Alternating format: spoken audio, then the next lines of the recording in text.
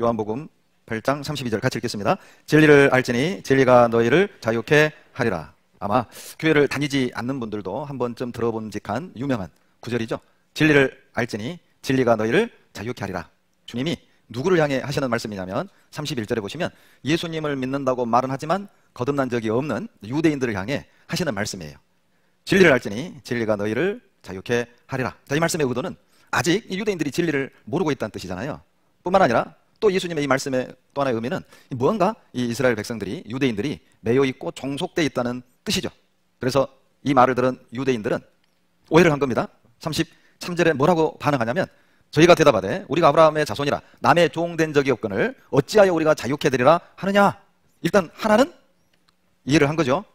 진리가 너희를 자유케 하리라 이 말씀을 듣고서는 남의 종된 적 없는데 우리 이미 자유인인데 예수님이 너희는 뭔가에 종속되어 있다, 구속되어 있다, 매여 있다 이런 의도로 말씀하셨고, 자, 그 의도는 이해는 했지만 정작 본인들은 매인 적 없다, 종된 적 없다, 우리는 이미 자유하다 이런 생각을 하고 있는 거예요. 지금도 예수님의 말씀하시는 의도를 이해하지 못해서 성경을 오해하는 사람들이 참 많습니다. 그 오해가 지나쳐서 이단적 교리가 나오기도 하고요. 성경을 배울 땐 우리가 신비하게 신령하게 해석할 것이 아니라 주님이 이 말씀을 하시는 의도가 무엇인지를 먼저 이해하는 것이 성경을 공부하는 데 아주 안전한 방법이죠. 이스라엘 백성들은 우리는 남의 종된 적이 없다 오해하는 이스라엘 백성에게 주님이 대답하시죠. 34절입니다. 같이 읽겠습니다. 예수께서 대답하시되 진실로 진실로 너희에게 이르노니 죄를 범하는 자마다 죄의 종이라. 너희는 죄의 종이라는 겁니다. 그런데 이스라엘 백성들은 육신적으로만 이해를 한 것이죠. 우리는 남의 종된 적 없다. 그러나 주님은 너희의 영혼이, 너희의 심령이 죄의 종이 되어 있다는 것이죠. 여러분, 종은 어떤 사람입니까? 자기 의지가 없어요. 주인이 해 하면 어때요? 내 마음과는 상관없이 주인이 시킨 대로 해야 되는 게 종이잖아요. 자고 싶지만 일해야 됩니다. 쉬고 싶지만 밭 가라 그러면 밭 갈아야 해요. 죄의 종이란 뜻이 어떤 의미죠? 우리는 알아요.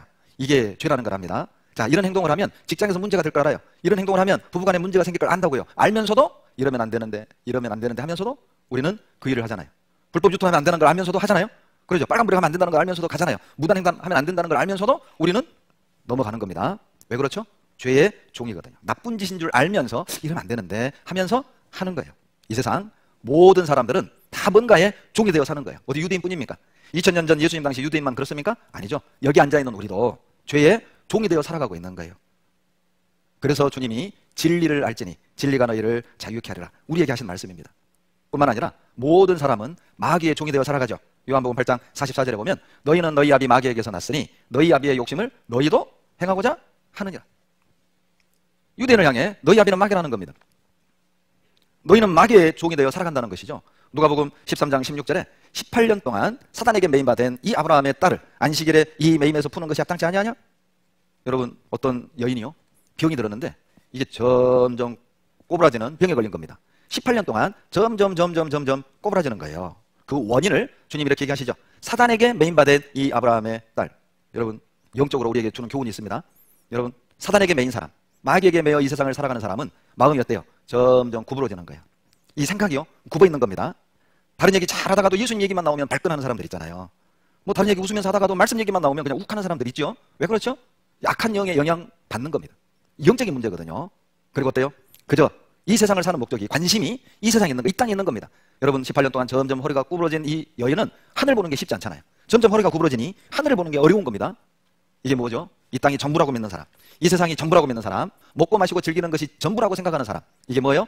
점점 고부라져가는 사단에게 매임받은 영혼의 상태를 말하는 겁니다. 일에 매이고, 돈에 매이고, 술의 종이 되고, 도박의 종이 되고, 게임의 종이 되고. 여러분, 그래서 현대인들은요, 중독 환자가 참 많습니다. 알코올 중독, 게임 중독, 쇼핑 중독, 각가지 중독에 종이 되어 사는 거예요. 현대인들은 카페인 중독이 많다고 그러죠. 카페인 중독. 카페인 중독이 뭐예요? 카카오, 페이스북, 인스타그램이랍니다. 말씀 시간에도 이 집중을 못하는 거예요. 그러죠. 밥 먹으면서도 눈만 뜨면 제일 먼저 뭐부터 하세요? 혹시라도 스마트폰 찾고 검색부터 한다. 중독 증상 초기입니다. 이게 시간만 나면 이게 들여다보는 사람 있잖아요. 시간만 나면 읽지도 않아요. 그냥 습관적으로 넘기죠. 이 뭔가에 우리 마음이 매여 있다니까요. 뭔가 끌려가고 있는 우리의 모습 아닐까요? 뿐만 아니라 고린도전서 7장 23절에는 사람들의 종이 되어 산다는 거예요. 너희는 값으로 사시는 것이니 사람들의 종이 되지 말라. 전도하다 보면은요, 이 사람 그 눈치 때문에 성경 배우는 걸 거부하는 사람도 참 많습니다. 성경 배우다 보면 뭐 시댁 식구 하고 남편하고 또 이제 나이 먹고 종교 바꾸면 친구들에게 또 비웃음 사고 이런 것들이 싫은 거예요. 사람들의 종이 돼요.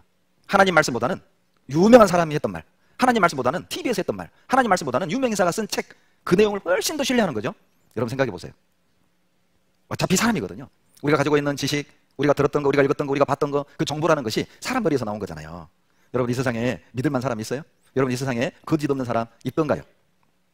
하나님 말씀보다 사람의 말을 더 믿는 거죠. 그게 뭡니까? 사람의 종이 돼가는 거예요. 사람 무서워서 성경 공부하는 걸 거부하고 눈치 보면서 자기 체면 때문에 이 말씀 듣는 걸 거리를 두는 거예요. 사람의 종이 된 것이죠. 뿐만 아니라 모든 사람은 죽음의 종로로 단다니까요. 히브리서 2장 15절에 보면 또 죽기를 무서워함으로 일생에 매여 종로로 다는 모든 자들에게 놓아주려 하시니니 죽음의 노예가 되는 겁니다. 제가 이제 전에 들은 어떤 자매님 얘기를 들어보면요, 이 시아버지가 죽을 병에 걸린 거예요. 암에 걸린 겁니다. 그런데 이 시아버지가 밤에 눈을 안 감아요. 눈을. 왜냐하면 혹시라도 눈 감았다가 못 들까 봐. 병간호하고 있는 큰아들인 그걸 보고 있자니 너무 답답한 거예요. 죽으시라고 해도 아버지는 거부하는 겁니다. 답답하니까 교회 다니는 구원받은 재수 씨에게 전화를 한 거예요. 재수 씨, 이거 아버지 좀 어떻게 해보라고. 그리고 이 자매님이 쫓아온 겁니다. 그리고 아버지를 설득을 하고 목사님을 모시고 와서 상담을 하고 구원을 받으셨어요. 구원을 받고 그날부터 주무시는 거예요. 어디? 그 어른의 이야기뿐입니까? 요즘 전도하다 보면은 이게 코로나 바이러스 무서워가지고 아마 이 가운데 아마 그런 경험하신 분 계실걸요? 교회당 오면 죽는 줄 알아요. 교회당이 코로나 온상진 줄 생각을 하고 세상에 이런 시국에 모여서 성경 공부한다고. 그런 사람도 있지 않습니까? 죽기를 무서워함으로 일생에 매여 종노릇 하는 거예요. 건강하게 오래오래 편안하게 안전하게 사는 것이 죄 용서받고 구원받는 것보다 훨씬 더 크고 중요하다고 생각을 하는 것이죠. 왜요? 죽기를 무서워 종노릇하고 있기 때문에. 그게 더 큰 문제. 코로나 이 시국에 안전하게 그리고 편안하게 사는 것이 말씀 듣고 구원받고 진리 깨닫는 것보다 이분에게는 더 크고 중요한 거예요. 왜요? 죽음의 종이니까요. 종은 자기 주인 말만 듣잖아요. 종은 자기 주인이 최고잖아요. 그러니 진리는 뒷전이고 다음에 미루고 또 미루는 겁니다. 여러분 도대체 무엇이 우리를 죄로부터 마귀로부터 사람으로부터 죽음의 공포로부터 자유롭게 할 수 있을까요? 요한복음 8장 32절이 답이죠. 진리를 알지니 진리가 너희를 자유케 하리라. 이 정도 구절은 암송하시면 좋습니다. 다 같이 암송하시겠습니다. 진리를 알지니 진리가 너희를 자유케 하리라. 여러분 죽음으로부터 자유롭게 할 수 있는 건 진리밖에 없어요. 죄로부터 마귀의 권세로부터 우리를 자유케 할 수 있는 건 진리 외에는 없다니까요. 자, 그렇다면 진리가 뭐냐? 요한복음 14장 6절에 예수께서 가라사대 내가 곧 길이요 진리요 생명이니. 여러분 누가 진리라고요? 예수님이 진리입니다. 자, 요한복음 8장 32절에 진리를 알지니 진리가 너희를 자유케 하라 말씀하셨죠. 그런데 요한복음 14장 6절에 예수님이 진리라고 그랬잖아요. 내가 곧 길이요 진리요 그랬죠. 그러면 요한복음 8장 32절을 이렇게 이해하셔도 좋습니다. 예수를 알지니 예수가 너희를 자유케 하리라. 왜요? 예수님이 진리니까요. 좀 더 쉬워졌죠. 예수님을 알아야 됩니다. 예수님을 만나야 됩니다. 그러면 자유로워져요. 죽음의 두려움으로부터 자유로워져요. 죄로부터 자유로워져요.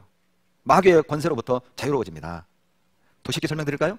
자, 진리란 요한복음 17장 17절 같이 읽습니다. 저희를 진리로 걸어가게 하옵소서. 아버지의 말씀은 진리니이다. 여러분 발음을 잘 하셔야 돼요. 아버지의 말씀은 진리니이다가 아니에요. 말씀 진리면 안 되죠. 밀가루는 진리입니다.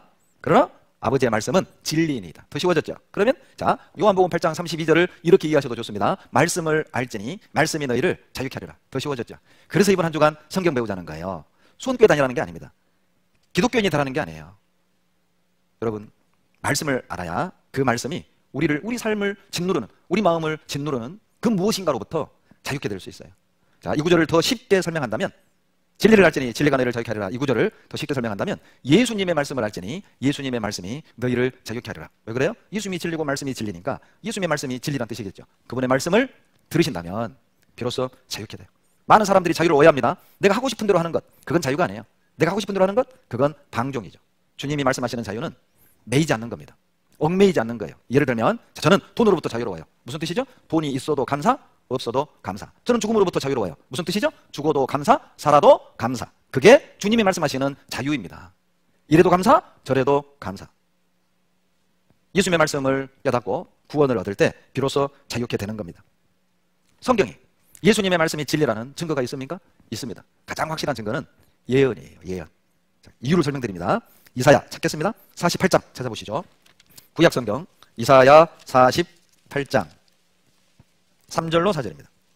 구약 1025페이지 이사야 48장 3절로 4절 같이 읽겠습니다. 여호와께서 가라사대 내가 옛적에 장래사를 구하였고 내 입에서 내어 보였고 내가 호련히 그 일을 행하여 이루었느니라. 내가 알거니와 너는 완악하며 내 목의 힘줄은 무쇠요 내 이마는 노시라. 자, 화면 봐보세요. 하나님께서 옛적부터 장래 일을 미리 기록했다는 겁니다. 이유가 뭡니까? 왜 역사만을 기록해도 지면이 부족할 텐데 그 부족한 지면을 할애하셔서 왜 장래 일을 옛적부터 기록하신 겁니까? 이유가 있어요. 너는 완악하며 이 악할 정도로 고집이 세다 그 말입니다. 그리고요, 얼마나 고집이 세든지 목의 힘줄은 뭐라고요? 무쇠예요, 무쇠. 우리식으로 표현하면 목에 기부세했다 그 말입니다. 여러분, 옳은 말씀을 들으면 우리 고개가 어떻게 움직여야 돼요? 와, 맞다, 끄덕끄덕. 이게 정상이잖아요. 그런데 목의 힘줄이 무쇠요, 기부스를 해놓으니 이게 안 움직이는 겁니다. 어떤 상태를 말하는 겁니까? 말씀 들으면서도 고집 피우는 거예요. 난 안 믿어. 목사님 뭐라고 얘기해도 난 안 믿어. 보니까 두 분이 그 가운데 계셔요. 어떤 분이요, 이 말씀은 배우기 싫고 부인이 그렇게 괴롭히고 가정의 평화를 위해 왔어요. 죄송한데 시간 때우기 식으로 앉아있는 거예요. 얼굴 표정 보면 압니다. 그래서 이제 분위기 좀 바꿔보려고 앞에서 강사가 좀 유머도 하고 그러면 사람들이 다 웃는데요, 안 웃어요. 본인은 안 웃어. 왜냐? 웃으면 지는 거예요. 웃으면 지는 거야. 웃으면 말씀에 반응하는 거잖아요. 듣고 있다 진 거잖아요. 그러니까 빈틈이 생기는 거야. 빈틈 생기면 또 부인이 꽉 달라붙거든요. 그러니까 두 번 다시 전도 못하게 정 떨어지게 하려고 전혀 안 듣는 척 반응을 안 해요. 그런데 강사 유머가 너무 웃기니까 속으로 웃어. 이제 그럴 필요 있어요? 아, 이게 이기고 지는 거예요? 하나님과 우리 각자의 문제잖아요. 제가 이제 어떤 지역에서 목회를 하는데 신방을 이제 그 남편, 자매님 구원받지 못한 남편 신방을 갔어요. 근데 이분이요, 제가 신방을 갔는데 아파트 거실에 술상을 차려놓은 거예요. 제가 갔더니 저에게 소주를 따라주는 거예요. 마시라고. 아, 미안하다고, 나 끊었다고. 그랬더니 담배 한 대를 딱 태워주는 거예요. 피우라고. 아, 미안하다고, 원래 난 담배는 안 배웠다고. 아, 그런데 이분이요, 마음에 딱 들어요. 나이도 저보다 어려요. 그래서 제가 그랬어요. 선생님, 내가 구원 안 받았다면 나하고 이렇게 잘 맞을 스타일인데 우리 친구합시다. 내가 당신 교회 다니란 말 안 할 테니까 우리 친구합시다. 그리고 이제 막 교회에서 고기 구워 먹자고 와요. 와서 고기 구워 먹다가, 윤 선생, 다음 주에 성경 강연이 있는데 한번 들어봅시다. 그러면 먹다가 젓가락 던지고 가버려요. 얻어먹는 주제. 정말 아주 보통 분이 아니셨어요. 그런데 딱 진짜 제가 신방 간 1년 만에 오셨어요. 1년 만에 오셔서 딱 말씀을 듣는데 제일 뒷자리에 앉아요. 이 제일 뒷자리 앉은 사람은 문제가 있어요. 지금 이제 목사님들이 앉아 계십니다만. 그리고 이제 그분이 교회 와가지고 말씀 듣는 태도도 너무 불손해요. 등받이에 팔 딱 걸고 다리 딱 꼬고 다리를 떨면서 15도 각도로 강사를 짜려봐요. 보는 제 입장에서는 얼마나 답답해요. 앞에 나이 드신 강사님인데 오셨으면 예의를 지키든지, 그렇게 듣기 싫으면 목사가 할 말은 아니지만 오지를 말든지. 너무 답답한 거예요. 월, 화, 수, 목, 금을 그렇게 들었어요. 솔직히 제 마음에서는 아, 이분 구원받기 걸렸다. 다음으로 미뤄야겠다. 그리고 토요일날 또 와요. 그리고 마지막 복음 다 듣고 기도를 하는데 자기 자매 손을 잡는 거예요. 그동안 고생 많이 했다. 구원받아 버렸어요. 그 자매도 울고 그 형제도 울고 나도 같이 덩달아 울고. 제가요, 그분 구원받는 거 보면서 제가 한 가지 배운 게 있어요. 듣는 자세가 아무리 안 좋아도 절대 포기하면 안 되겠다. 그 사람을 구원하는 건 에덴 동산이 구원하는 게 아니에요. 노아의 방주가 구원하는 게 아니라 십자가의 은혜거든요. 보혈의 은혜거든요. 하나님의 능력이거든요. 그러니까 물어봤어요. 그렇게 불량한 태도였는데 어떻게 구원받았냐고. 근데 마음에서는 저거 아니야, 저거 아니야. 그런데 밀고 들어오더랍니다. 맞아, 나 때문이야. 굴복한 거예요. 엄청난 기간 동안 기도했고 많은 분들이 기도했거든요. 제가요, 그때부터는 듣는 사람들이 아무리 졸아도 제가 문제가 안 돼요. 뭐 이게 졸아서 그런 얘기를 하는 게 아닙니다. 미리 예방주사예요. 하나님의 은혜가 있거든요. 그래서 예언을 기록한 거예요. 그 고집을 꺾기 위해서. 이래도 하나님 없냐? 여러분, 예언은 인간 영역이 아닙니다. 자, 사람은 1년 뒤를 알아요, 몰라요? 몰라요. 10년 뒤에 일을 알아요, 몰라요? 우리는 모릅니다. 1년 뒤를 안다면 우리 여기 안 있죠. 아니, 1시간 뒤일만 알아도 우리가 여기 있겠습니까? 사람은 한 치 앞도 몰라요. 그런데 성경에 100년 뒤, 1500년 뒤, 2000년 뒤에 일어날 일들을 성경에 미리 말씀하셨다니까요. 왜요? 우리 고집 꺾으려고. 보시죠. 성경을 구분하는 방법은 이렇게 간단히 이렇게 설명합니다. H는 히스토리, 역사서예요. 익스페리언스, 체험서, 시가서라고도 하고요. 프로페스, 예언서. 이렇게 구분을 합니다. 구약은 역사서가 17권, 체험서, 시가서가 5권입니다. 욥기, 시편, 잠언, 전도서, 하가서. 그리고 나머지 17권이 예언서예요. 다 더하면 구약이 39권입니다. 신약은 역사서가 5권이에요. 마태, 마가, 누가, 요한복음, 사도행전. 그리고 나머지 대부분이 체험서고 딱 한 권만 예언서입니다. 바로 요한계시록. 그래서 다 더하면 신약은 27권이죠. 외우기 좋잖아요. 39, 27. 더하면 성경은 66권입니다. 우리가 들고 다니는 이 성경은 전과라고 보시면 돼요. 성경 전과, 성경 전서라고 하죠. 66권을 모아놓은 겁니다. 자, 그런데 이 66권 중에서 18권이 예언서예요. 27%에 해당하는 막대한 분량이 예언서입니다. 왜 하나님이 이렇게 막대한 분량을 예언으로 기록했을까? 여러분, 예언은 하나님의 영역이거든요. 어떤 인간이 1년 뒤의 일, 1000년 뒤의 일을 알 수 있습니까? 사람은 한 치 앞도 몰라요. 그런데 성경에 기록된 예언들이 우리 눈앞에서 착착착 성취되는 걸 본다면 우리는 그 말씀 앞에 굴복하는 것이 옳아요. 자, 왜냐하면 예언의 성취는 확률로 계산해도 가능성이 희박하고 없습니다. 미국의 수학자 피터 스토너라는 교수가 8가지 예언이 한 사람에게 성취될 확률을 계산을 했는데 10의 17승분의 1이에요. 여러분 10의 17승분의 1이라고 해도 감이 안 오시죠? 이분이 이걸 이렇게 재밌게 설명을 했는데 이게 텍사스주입니다. 여러분 이 텍사스주는요 남한의 7배예요. 이게 남한의 7배입니다. 그런데 10의 17승이 얼마나 엄청난 수냐면 100원짜리 동전 10의 17승계를 텍사스주에다가 깔면 100원짜리 동전을 1m 높이로 깔 수 있어요. 이게 10의 17승계예요. 그러니까 엄청난 거잖아요. 자, 그런데 10의 17승분의 1의 확률이라는 건 어떤 의미냐면 자, 텍사스주에 이렇게 동전을 쫙 깔았단 말이에요. 1m. 그런데 딱 하나에게만 빨간 점을 찍어놓고 요거를 다 섞었어요. 그리고 눈을 가리고 텍사스주를 돌아다니면서 딱 한 번만 동전을 주었는데 빨간 점이 찍힐 동전. 웃은 분들만 오래 사세요. 이게 일어날 수 없는 일이라는 거거든요. 8가지 예언이 성취된 한 사람에게 성취될 확률 그렇게 희박하다는 거예요. 그런데 성경의 예언은 딱 성취돼요. 그래서 요한복음 13장 19절 같이 읽겠습니다. 지금부터 일이 이루기 전에 미리 너희에게 이름은 이 일이 이룰 때에 내가 그인 줄 너희로 믿게 하려 함이로다. 일이 이루기 전에 왜 미리 성경에 기록한 겁니까? 이유가 뒤에 나오죠. 믿게 하려고요. 여러분 미리 기록된 예언이 우리 눈앞에서 이루어진다면 그 하나님의 말씀이잖아요. 사람 머리에서 나올 수 있는 내용이 아니거든요. 그래서 시편 19편 7절에 보면 여호와의 증거는 확실하여 우둔한 자로 지혜롭게 하며 여호와의 증거는 너무 확실하기 때문에 우둔한 자 성경에 대한 전반적 지식이 없다 할지라도 이번 한 주간 처음 성경을 교회에 다녀와서 성경을 배운다 할지라도 구원 얻는데 전혀 지장 없어요. 왜요? 여호와의 증거는 확실하거든요. 저희 어머니는 글도 모르셨습니다. 글도 모르신 저희 어머니가 말씀을 듣기만 하고 진리를 깨닫고 구원 얻으셨다니까요. 왜요? 여호와의 증거는 너무 확실하기 때문에 들어보면 확인해보면 믿어집니다. 다른 선택의 여지가 없어요. 그래서 남은 시간 오늘은 예언을 한번 배우겠습니다. 어찌 보면요 우리는 예수 믿기 가장 쉬운 시대를 살고 있어요. 왜 그렇습니까? 성경의 예언 성취를 직접 보고 믿는 세대거든요. 우리가 이 시대에 살고 있기 때문에 눈으로 성취된 예언을 눈으로 보고 확인할 수 있는 세대가 된 거예요. 그렇다면 2000년의 기독교 역사 속에서 지금 우리 시대가 예수 믿기 가장 쉬운 시대. 왜요? 가장 많은 예언이 성취된 때잖아요. 이 표현의 이유를 아시게 될 거예요. 마태복음 24장입니다. 마태복음 24장 3절 같이 읽겠습니다. 예수께서 감람산 위에 앉으셨을 때에 제자들이 조용히 와서 가로되 우리에게 이르소서 어느 때 이런 일이 있겠사오며 또 주임하심과 세상 끝에는 무슨 징조가 있사오리까? 자 보세요. 제자들이 와서 묻는 겁니다.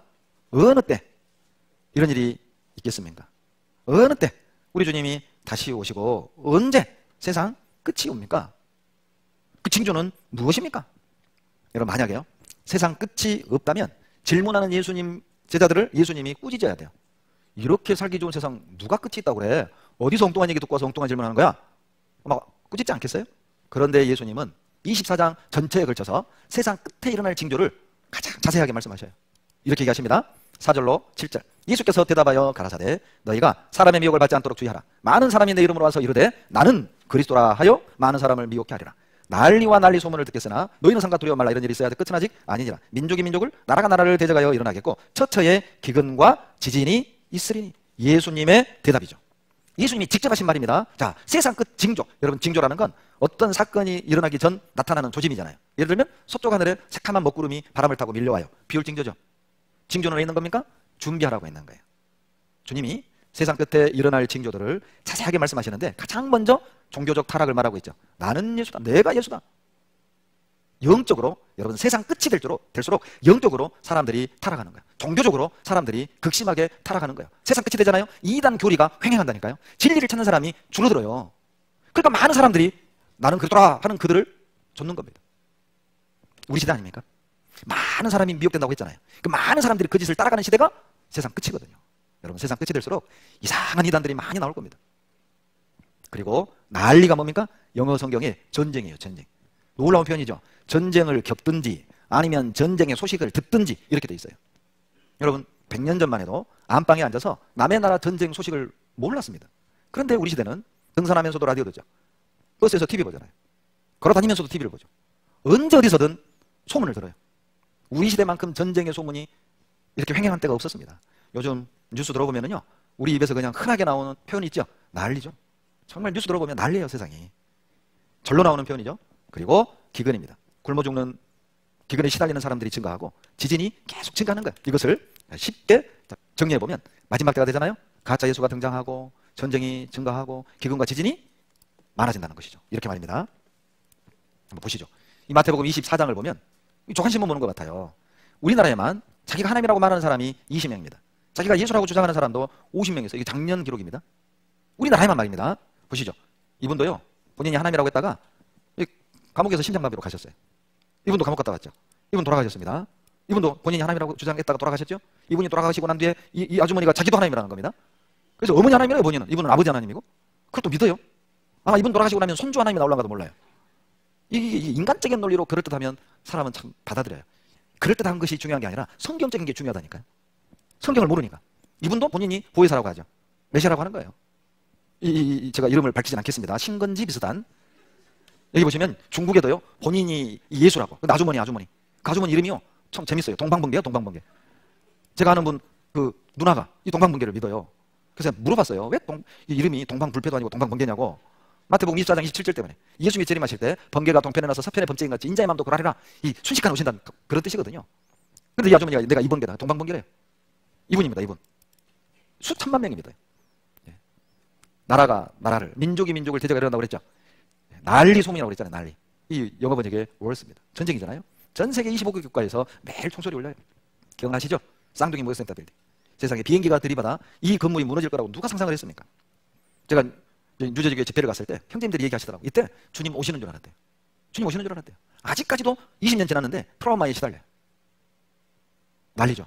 보십시오. 이게 난리지 뭡니까? 세계 주요 분쟁 지역입니다. 유럽, 러시아 연방, 보십시오. 아프리카 대륙, 아시아 대륙. 전쟁 없는 대륙이 없잖아요. 그리고 기근입니다. 매일 2만 명이 굶어 죽는다고 하죠. 소말리아라는 나라는 인구 절반이 아사 직전이에요. 눈에 파리 조출 힘이 없습니다. 입에 물고 있는 건 엄마 젖이에요. 지금 베네수엘라 난리죠. 그냥 물가가 700% 치솟았어요. 간단하게 설명하면 물가가 7배. 여러분 요즘 휘발 1리터가 1,800원, 1리터 1,800원 하면 7배 하면 얼마요? 뭐 2만 원 가까이 되는 거예요. 어떻게 삽니까? 라면 한 봉이면 7,000원. 어떻게 삽니까? 모두 물가가.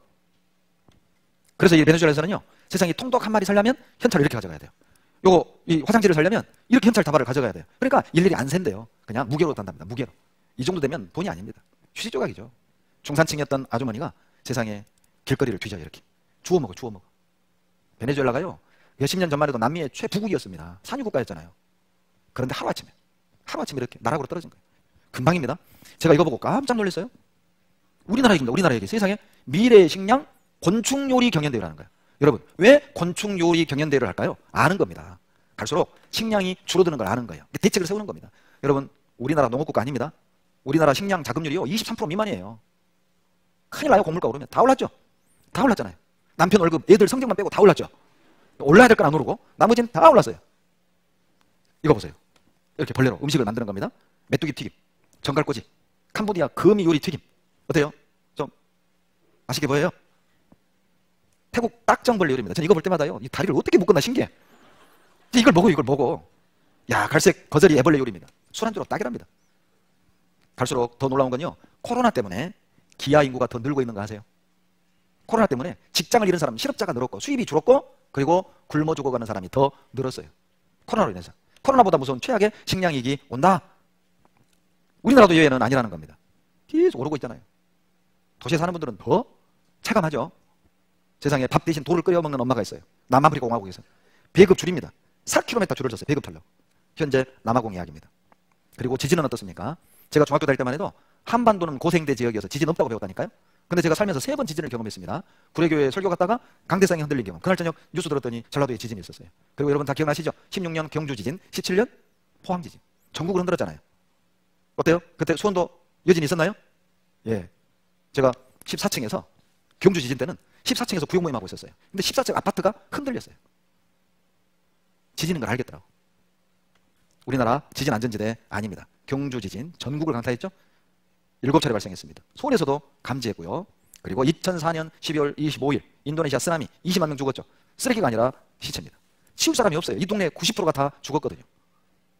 에이구 목사님, 예전에도 지진은 있었어요. 맞아요. 예전에도 지진은 있었습니다. 그러나 마지막 때가 될수록 더 자주 더 세게 일어난다는 거예요. 그게 문제입니다. 자, 제가 뉴스를 들어드릴 텐데 오른쪽 왼쪽 상단 날짜를 보세요. 다 최근입니다.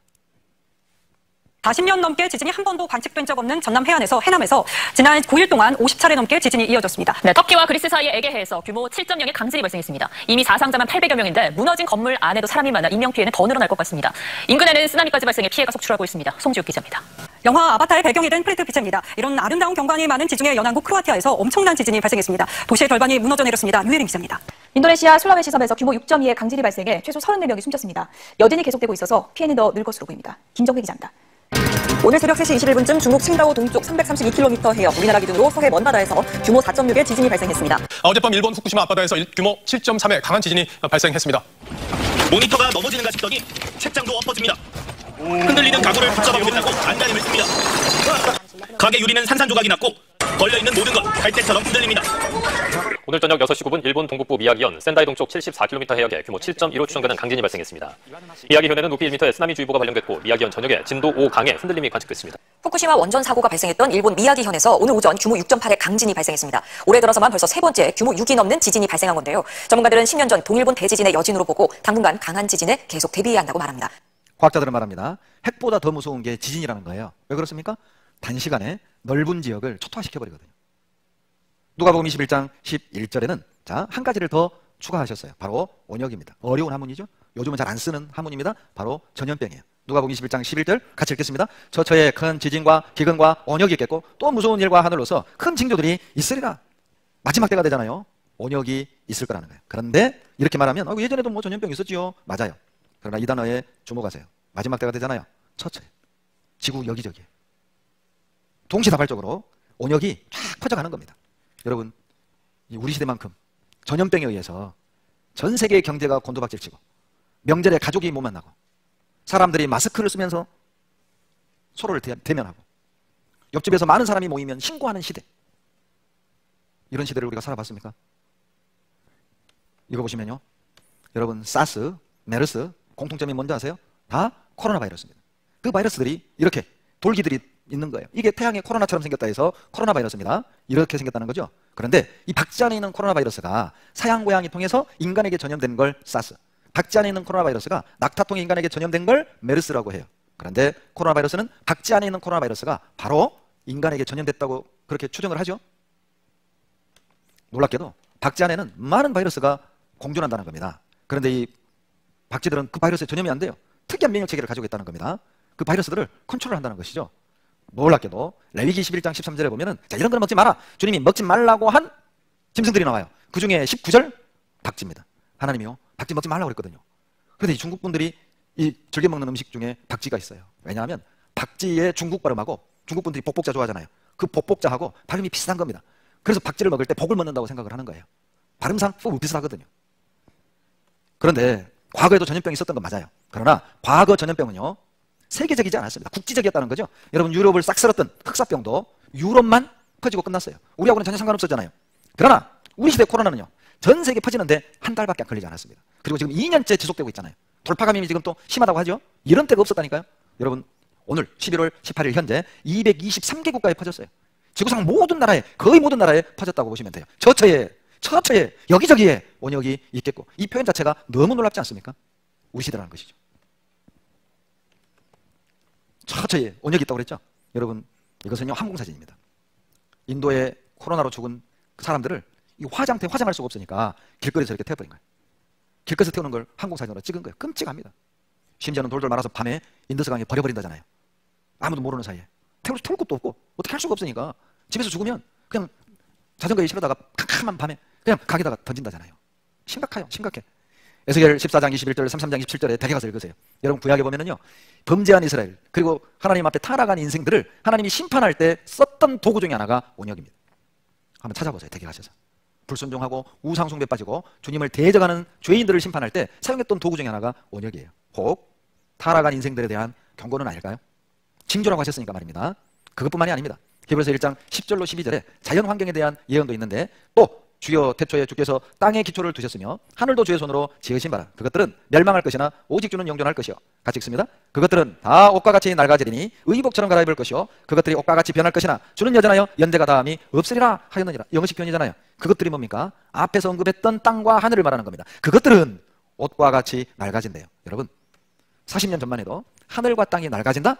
이 비웃음거리죠. 저 국민학교 다닐 때만 해도 소풍을 가잖아요. 보통 소풍 가면 꼭 산으로 갔어요. 대부분. 그리고 산으로 들어가냐? 남의 묘지 위에서 놀았어요. 지금 생각하면 왜 어렸을 때 그렇게 남의 묘지로 가서 놀았나 몰라요. 그런데 지금 생각하면 이유는 간단해요. 그 어린 시절에요. 잔디가 깔려져 있는 넓은 지역은 묘 말고는 없어요. 운동장이 어디 있고 공원이 어디 있어요. 그 시절에. 그러니까 항상 소풍을 산에 있는 묘지로 갔어요. 그리고 이제 끝나고 오다가 목마르 오면 계곡물 그냥 먹었잖아요. 그냥 먹었잖아요. 토끼 잡아먹고 개구리 잡아먹고. 제가 살 때 시골에서는 그랬어요. 그러나 지금은 마을마다 다 우물이 있었어요. 그 시절에는. 지금은 우물 없습니다. 오염됐죠. 지하수도 거의 오염되고요. 저희 국민학교 다닐 때 앞으로 물 돈 주고 사 먹는다. 에이, 어떻게 물을 돈 주고 사 먹어요? 흔한 게 물인데. 근데 지금 물 돈 주고 사 먹잖아요. 맑아지고 있잖아요. 어느 정도 심각한가 보실래요? 올해 7월입니다. 북미가 더워가지고 800명이 죽었어요. 열사병. 너무 더워서. 사람만 죽은 게 아닙니다. 양식장의 조개들이 익어버렸습니다. 바닷물이 뜨거워가지고 데워져서 이렇게 익어버렸다니까요. 이런 적이 있었습니까? 더 놀라운 거는요. 올해 정말 재난의 연속이었죠. 한쪽에는 우박, 한쪽에는 홍수, 한쪽에는 산불. 정말 난리였습니다. 한번 보세요. 시간당 200mm의 강수량이면 어느 정도일까요? 중국 허난성에 60년 만에 이런 기록적 폭우가 쏟아졌는데 순식간에 지하철 역사가 잠기면서 탑승객 12명이 익사하는 등 지금까지 최소 25명이 숨졌습니다. 유혜림 기자입니다. 지하철 여간으로 흙탕물이 쏟아져 내립니다. 순식간에 열차 안으로 밀려와 턱 밑까지 차올랐습니다.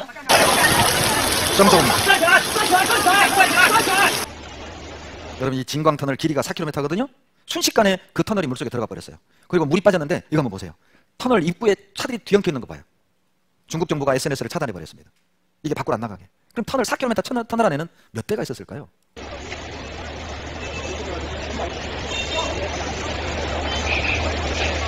최악의 폭염을 겪은 그리스에서 산불이나 2주 넘게 타오르고 있습니다. 터키와 이탈리아 등도 산불로 신음하긴 마찬가지인데요. 모두 기록적 폭염과 무관치 않습니다.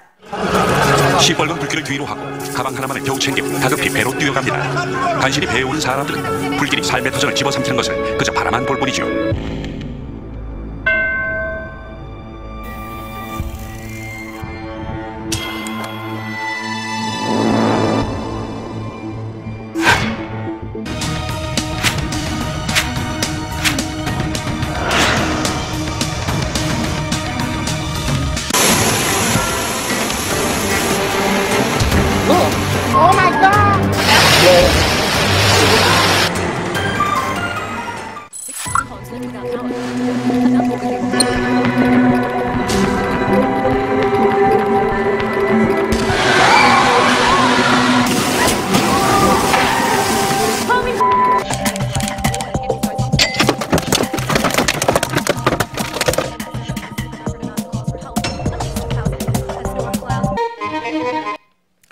하나님이 말씀하신 대로 우리 눈앞에 이 징조를 다 보고 있잖아요. 그런데도 사람들은 심상한 겁니다.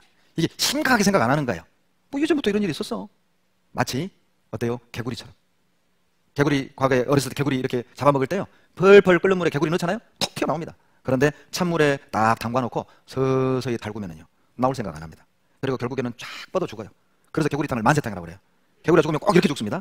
이게 아마 근육이 이렇게 펴지는 것 같아요. 개구리처럼 심상한 거예요. 여러분, 이 정도만 되더라도 이게 뭔가 심상치 않잖아요. 그런데도 대책이 없는 거예요. 석탄연료 안 써서 될 게 아닙니다. 여러분, 이 마지막 징조는요, 한 국가의 문제가 아닙니다. 전 세계적인 문제이기 때문에 이게 한 나라가 석탄연료 사용 안 한다고 해결될 문제가 이건 아니라니까요. 도미노처럼 다 무너져가고 있는 거예요. 이걸 어떻게 막을 겁니까? 자, 이 세계적인 이 많은 문제를 해결하는 방법은 한 가지가 있어요.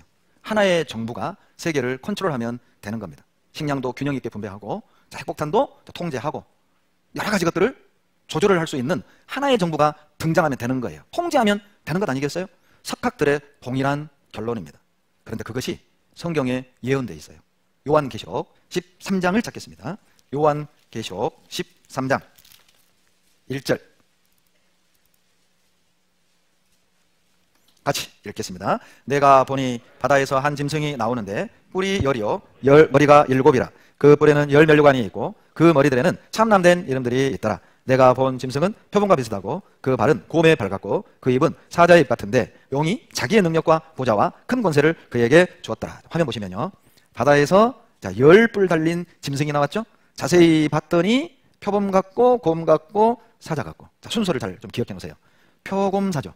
요한이 본 순서입니다. 10뿔 달린 짐승이 나왔는데 표곰사예요. 이게 뭘까? 바다는 뭐고 열불은 뭐고 짐승은 뭐고. 자, 이걸 해석해 놓은 책이 있는데 바로 다니엘서입니다. 다니엘 7장 3절에 보면 똑같은 환상을 하나님이 다니엘에게 먼저 보여주셔요.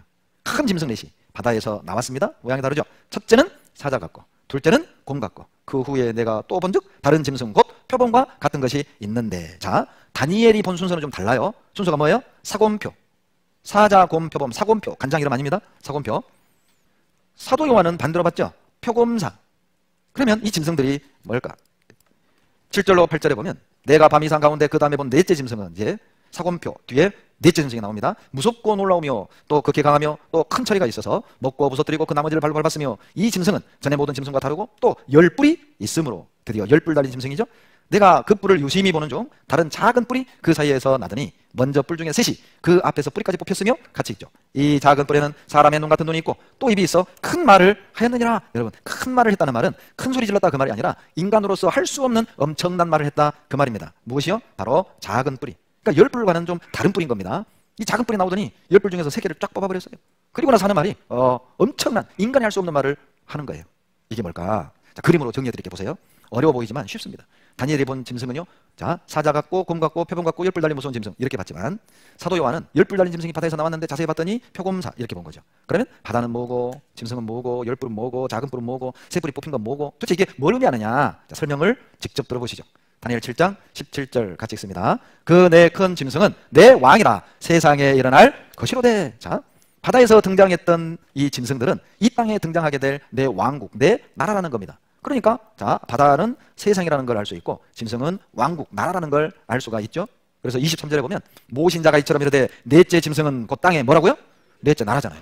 그러니까 이 짐승들은 시대별로 등장하는 나라, 제국이라는 걸 알 수 있어요. 그런데 다니엘이 본 넷째 짐승의 설명을 잘 들어봐요. 이는 같이 읽습니다. 모든 나라보다 달라서 천하를 삼키고 밟아 부서뜨릴 것이며, 모든 나라하고 달라요. 천하를 삼켰던 나라. 여러분, 모든 길은 어디로 통한다?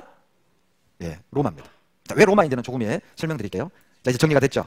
바다는 세상이라는 게 밝혀졌고, 내 짐승은 세상에 일어날 내 나라라는 것이 밝혀졌고, 그러면 자, 이 사자는 그러면 세상에 일어날 어느 나라냐? 바벨론이라는 거예요. 왜 사자가 바벨론이냐? 이건 제가 자의적인 해석을 한 게 아니라, 자, 세계 사학자들은 동일하게 얘기합니다. 이견이 없습니다. 그 이유가 이게 나옵니다. 바벨론에는 사자의 그림이나 조각이 많은데 이는 사자를 여신 이슈타르와 동일시했기 때문입니다. 사자하면 바벨론의 수호신이거든요. 그러니까 바벨론의 건축물에는 사자상, 사자 벽화가 항상 들어가 있어요. 보세요. 제가 시카고 집회 갔을 때 시카고 대학에서 오리엔탈 문명전 한다고 해서 목사님과 갔어요. 바벨론 제국편에 딱 들어가자마자 이게 등장한 거예요. 이거 제가 찍은 겁니다. 이건 카피본입니다. 이건 원본이고 이건 카피본이에요. 제가 찍은 것 안 믿을까 봐 옆에 서서 다시 찍었어요. 제가. 맞죠?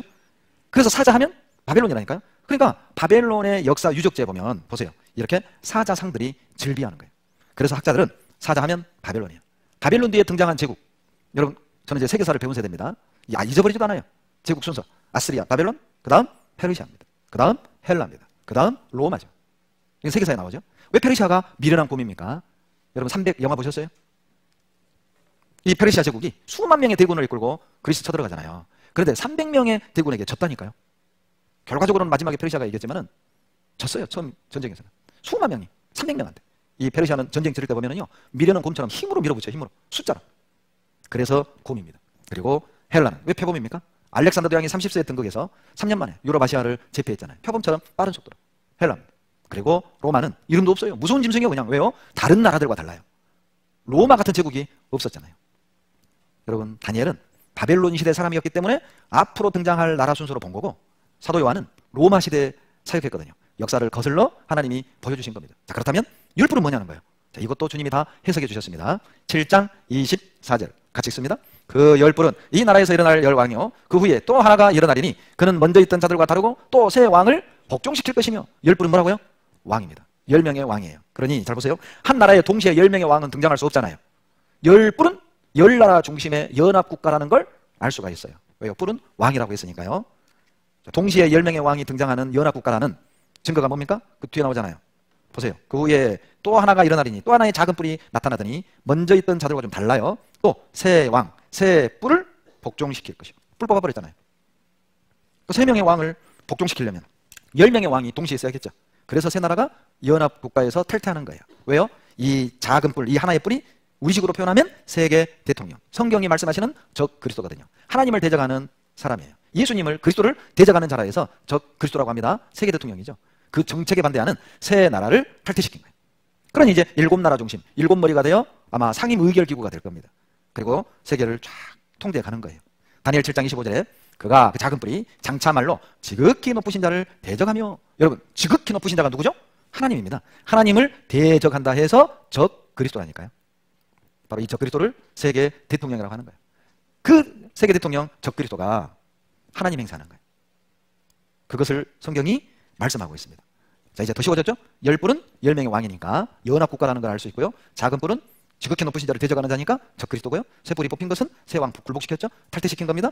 그러니 7뿔만 남았잖아요. 7머리 중심으로 이제 세상을 다스린다. 너무 정확하지 않습니까? 주님이 다 해석해 주셨어요. 성경에 다 답이 들어있어요. 그래서 계시록 13장 7절에 다 같이 읽겠습니다. 또 권세를 받아 성도들과 싸워 이기게 되고 각 족속과 백성과 방언과 나라를 다스리는 권세를 받으니, 여러분 7절에 세계 정부가 들어있어요. 찾아보세요. 개역 성경보다는요 중국어 성경이 좀 보기가 쉬워요. 계시록 13장 7절, 우리가 이 부분을 읽은 겁니다. 읽어보세요. 쯔푸, 꺼주, 꺼민, 꺼방, 꺼고. 놀라지 마세요. 이 부분만 외워온 겁니다.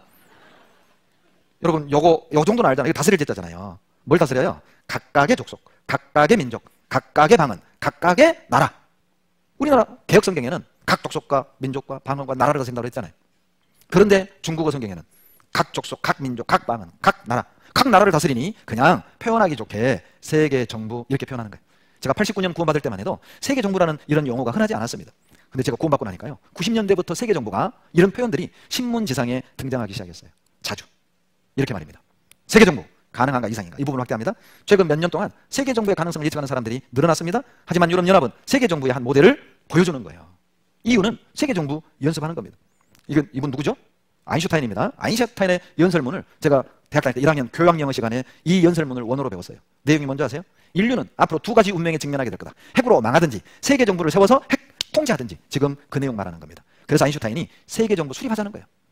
식량 문제든 어떤 자원 문제든 기근 문제든 그리고 어떤 환경 문제든 이거는 하나의 정부가 세계를 통제하고 균등 분배하지 않으면 해결 못합니다. 해결 못해요.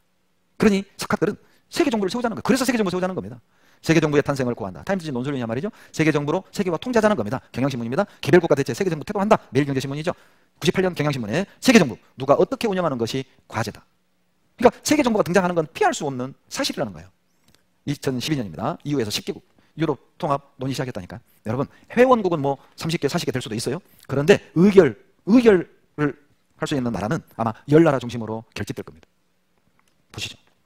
과거에 우리나라에요 이 교과서가 있었다고 해요. 세계 정부론이라는 교과서가 있었다는 겁니다. 심지어는 세계 헌법 초안까지 준비됐다잖아요. 코로나 때문에 세계 정부를 만들어야 된다는 주장들이 훨씬 더 자주 강력하게 등장하고 있습니다. 코로나 때문에 성경이 말씀하시는 마지막 때 징조들이 급속도로 준비되어 가고 있어요. 직접 들어보시죠. 우리 인류는 이번 코로나19 사태를 겪으면서 그리고 세계적 대유행 팬데믹을 극복하기 위해 했던 각국들의 정책들을 보면서 다시 한번 알게 된 아주 불길한 여러 가지 사실들이 있습니다. 그것은 바로 세계 정부가 그리고 세계 정부를 통해 인류를 다스릴 수 있는 빅브라더 등장의 날이 점점 다가오고 있다는 것이죠. 세계 정부와 빅브라더가 그동안 여러 가지 음모론 속에서만 나오던 말들이 아니라 분명히 우리 앞에 이렇게 현실로 다가오고 있다는 것입니다. 도대체 코로나19 사태와 세계 정부의 도래 그리고 빅브라더의 등장은 서로 과연 어떤 관계가 있는 것일까요? 오늘 브레드 브리핑에서 알아보도록 하겠습니다. 우선 이번 코로나19 사태를 통해서 우리가 알 수 있게 된 것은 누군가 또는 어떤 권력자나 집단이 여러분이 지난 날들 동안 어디로 가서 어디로 옮겨 다녔는지 하나하나 모든 동선을 알려두면 얼마든지 쉽게 알 수 있게 되었다는 것입니다. 이번 코로나19 사태를 통해서 우리가 또 알게 된 것이 있습니다. 언제든지 국가의 정부나 어떤 권력 집단이 필요하다면 모든 국민들의 일반적인 활동을 중지시키고 외출을 금지시키며 집안에 가두어 둘 수도 있다는 것이죠.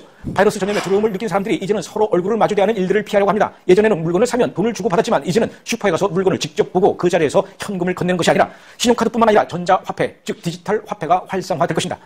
이 모든 일들을 누가 할까요? 바로 세계 정부입니다. 그동안 세계 정부에 대한 이야기는 종말론에 대해서 강의하는 목사님이나 또는 음모론을 주장하는 사람들의 책에서만 등장하는 것인 줄 아셨을 것입니다. 그런데 이 기사를 보십시오. 지난 2020년 3월 26일 영국의 가디언지의 보도에 따르면 영국의 전 총리 고든 브라운은 코로나19 전염병에 대처하기 위해서 세계 정부를 만들어야 한다고 공식적으로 주장을 했습니다. 코로나19와 함께 시작된 변화의 한편에는 이처럼 방역을 위한 통제라는 새로운 국가 정책이 자리 잡고 있습니다. 코로나라는 비상 상황 앞에 전례 없이 강화된 통제가 시작된 것입니다. when it's over, some governments may say, yes, but there is a second wave of corona coming, so we have to be prepared. And there is Ebola, and there is also regular flu. Why not protect people against that too with this new surveillance system? So the tendency would be to prolong it indefinitely. And in this way, the coronavirus epidemic could be a watershed event. And also it's the moment when surveillance goes really under the skin. Governments are now not just interested in where we go and who we meet, but even in what's happening inside our bodies. 코로나를 기준으로 전과 후 사회상이 완전히 바뀔 거라는 겁니다. 코로나 사태가 끝난다 할지라도 정부는 감시 체계를 더 강화하자고 국민에게 요구할 거다. 왜냐하면 또 다른 바이러스가 등장할 수 있으니 미리 대비하자, 미리 막자. 그런 취지로 감시 체계를 강화하자. 그러면 정부는 누가 어디서 무엇을 했는지를 다 밀착 감시 가능하다는 거예요. 그런데 하필이면 코로나를 기점으로 주님이 말씀하시는 예언이 우리 눈앞에 윤곽을 드러내고 있다는 겁니다. 여러분, 성경이 단순한 종교 경전이라면 이런 내용을 기록할 이유가 없잖아요. 왜 성경이 단순한 종교 경전이라면 죄 짓지 마라, 교회 빼먹지 마라, 착하게 살아라, 헌금 잘 내라, 그 정도면 되지 않아요? 그런데 왜 우리가 생각할 땐 종교와 전혀 관계없는 것 같은 이런 예언들이 성경에 미리 기록되어 있는 겁니까? 우리 고집 꺾기 위해서요. 믿게 하기 위해서. 일이 이르기 전 미리 너희에게 이르면 일이 이룰 때에 내가 그인 줄 너희로 믿게 하려 함이로다. 무슨 뜻이죠? 이 장을 피하는 유일한 방법은 믿고 구원받는 방법 말고는 없다는 겁니다. 세계 정부를 만들고 아무리 컨트롤하고 통제해도 인류는 멸망을 피할 수 없어요. 그것이 답이 아니에요. 피할 수 있는 유일한 방법은 예수 그리스도를 만나는 겁니다. 진리를 알지니 진리가 너희를 자유케 하리라. 이 두려움으로부터, 이 답답한 현실로부터 자유케 해줄 겁니다. 뿐만 아닙니다. 계시록 13장 14절로 15절에 또 하나의 놀라운 예언이 기록되어 있는데, 자, 이 짐승 적그리스도가 칼에 상했다 살아나요. 즉 암살됐다가 다시 죽은 줄 알았는데 살아나 버린 겁니다. 그러니까 사람들이 우상시해버려요. 신격화시켜요. 그리고 아마 우상을 닮은, 그 짐승을 닮은 우상을 만들 겁니다. 그래서 짐승의 우상이라고 했거든요. 그리고 그 우상이 말하는 겁니다. 그리고 그 우상에게 경배하게 하는 거예요. 경배 안 하면 다 죽이는 겁니다. 여러분, 혹시 사시면서 말하는 우상 보셨어요? 혹시 사람처럼 생긴 우상 보셨어요? 우리 시대에 말하는 우상, 사람과 똑같이 생긴 우상이 하필 우리 시대에 등장했습니다. 요겁니다. 보시죠. 미래의 어느 날 우리는 인간과 구별되지 않는 인간형 로봇 휴머노이드와 함께 길을 걷고 있을지 모릅니다.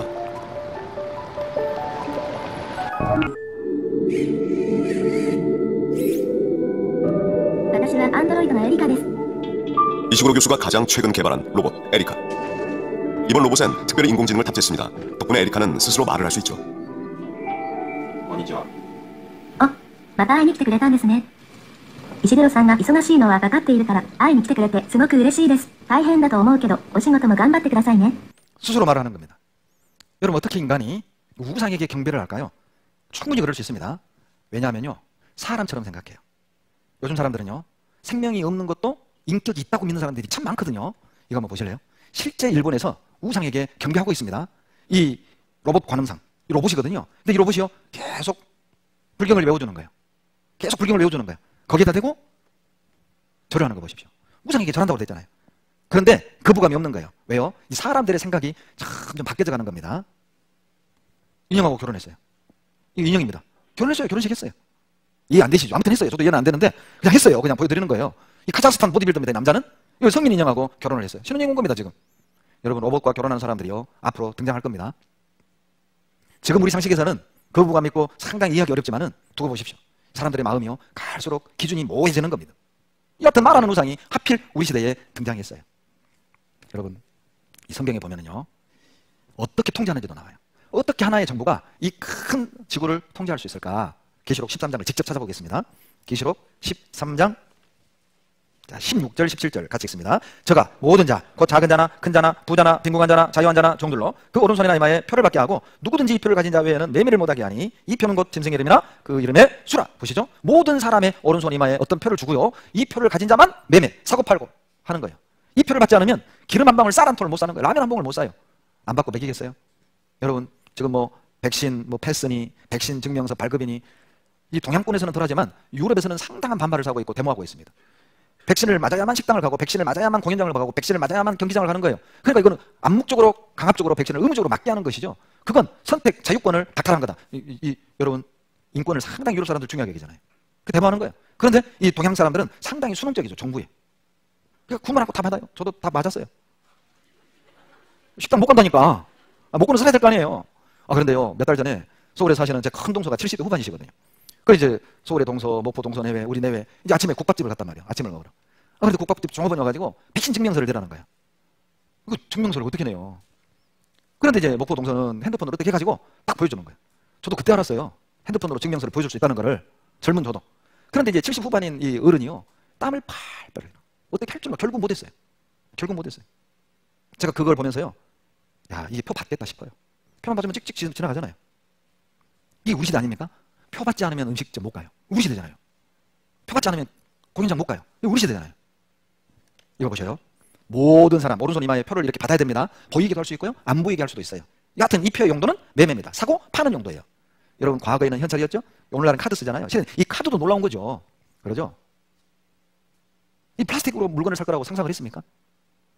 그러나 앞으로는 표 받을 겁니다. 왜 오른손일까요? 오른손의 정맥 구조가요. 지문 다르듯 다 다르답니다. 그러니까 표 스캔하면서 개인 식별을 해야 되니까 정맥 구조를 읽는 거예요. 근데 사고로 오른손 잃어버린 사람 있잖아요. 이마입니다. 이마에 표 받고 개인 식별은 홍채로 하는 거예요. 홍채가 지문 다른 것처럼 또 다 달라요.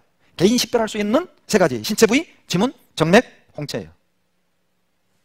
얼굴은 안 됩니다. 저희 교회도요. 이렇게 얼굴 인식, 체온도 재면서 얼굴 인식하는 그런 기계가 있는데요. 배영재인데 김영재 이름으로 뜨더라니까요. 엄청 기분 나쁘더라니까. 나하고 헷갈려 세상에. 보세요. 에러가 많아요. 그건 실수가 많아요. 그래서 정맥은 홍채는 거의 없어요. 에러가. 그러니까 오른손이나 이마죠. 특히 우리나라가 생체인식 최고입니다. 이 기술이 우리나라에서 만든 거 홍채 정맥인식 기술이 한국이 최고예요. 여기 보시면요. 여기에 홍채인식 정맥인식 거의 위조 불가능이고 매우 정확. 그러니 오른손 이마죠. 놀랍잖아요. 자 여기 보시면요. 경향신문에 미국이나 영국에서 사람의 몸속에 베리칩이라 불리는 전자칩을 심는 일이 크게 늘어났는데 여기 보시면요. 베리칩을 몸속에 이식한 사람 누구이건 언제 어디에 썼고 그것에서 무엇을 했는지 개인정보를 수집, 감시할 수 있는데요. 언젠가는 정부나 기업이 특정한 목적을 위해 강제로 추진할 수도 있어요. 기술적으로는 다 준비되어 있는 겁니다. 기술적으로는 가능합니다. 작년 7월 4일 미국의 이제 신문을 어떤 자매님이 저에게 보내줬어요. 미시간주에서 통과시켰어요. 어떤 법안을요? 상당히 논란의 여지가 있는 법안을. 어떤 겁니까? 몸에 칩 넣는 거예요. 몸에 칩 넣는 법안을 미시간주에서 통과했어요. 이 칩입니다. 2008년 중앙일보에는 이 놀라운 기사가 실렸는데 미국 정보기관의 연구에 따르면 피부의 온도 변화에 따라 재충전되는 배터리를 내장한 반도체를 이 시각이 적당한 위치는 놀랍죠. 이마나 손등이에요. 잘 봐보세요. 사시사철 노출되어 있는 부위죠. 만약 성경에 표를 종아리에다 받는다, 등에다 받는다, 그러면 이 성경 거짓말이에요. 그러죠? 라면 살 때마다 옷 벗어야 되잖아요. 그런데 신기하게 사시사철 노출된 부위라니까. 오죽하면 어떤 여선생이요. 목사님, 요한계시록 13장 16절 오른손 이마에 표 받는다 이 내용 최근에 집어넣은 거죠. 컴퓨터 만들어진 뒤에 교회 다니는 분들이 이거 집어넣은 거죠. 여러분 웃지만 실제 여대생이 던진 질문이에요. 그 질문을 받은 목사님이 답을 이것으로 보여줬어요. 예수 형교 전서 예수 강수의 1887년 1887년 성경을 보여준 겁니다. 컴퓨터 만들어지기 훨씬 전 성경이죠. 거기 요한계시록 13장 16절 여기 보시면요. 작은 자와 부자와 가난한 자와 자주하는 자와 종으로 하여금 오른손과 혹 니마에, 니마는 니 이마가 아니라 이마의 옛말입니다. 혹 니마에 자호랄 표 순 우리말이죠. 표를 잊게 하니 짐승의 이름과 혹 그 이름의 수에 표 없은 자호 없은 자로 하여금 능히 팔고 사지 못하게 하리라. 이 아가씨가 믿겠습니다. 성경이 컴퓨터가 개발되기 전 여러분 고대 사회에선 사람의 몸에 표를 받아서 통제할 이유가 전혀 없어요. 주민등록도 여러분 그게 오래되지 않습니다. 사람에게 번호를 부여해가지고 관리한 게 그리 오래되지 않아요. 박정희 대통령께서 처음 실시한 거잖아요. 구분 주민등록번호가 1번이에요. 그리 오래되지 않아요. 왜 사람에게 표를 주고 관리하고 통제합니까? 그게 2000년 전 성경에 기록되어 있고 우리 시대에 현실화 됐어요. 이거 한번 보시죠. 실제 표 받고 경제활동하고 있습니다. 손혈관 인식기는 어떻게 개인을 식별해낼 수 있을까? 일단 적외선을 이용해 손등 혈관을 촬영한 다음 정맥 패턴을 추출해낸다. 사람의 정맥과 그 모양이나 길이, 꺾인 각도 등 고유한 패턴이 있어서 바이오 인식에 활용할 수 있는 것이다. 이 정맥 패턴을 데이터베이스화해 개인을 식별하는 기준으로 삼는 것이 손등 혈관 인식 기술이다.